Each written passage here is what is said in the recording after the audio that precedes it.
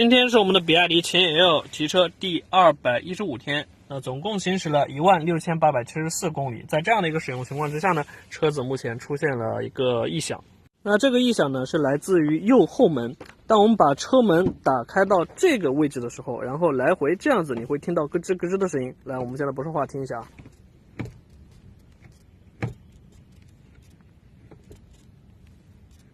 大家有听到那个声音吗？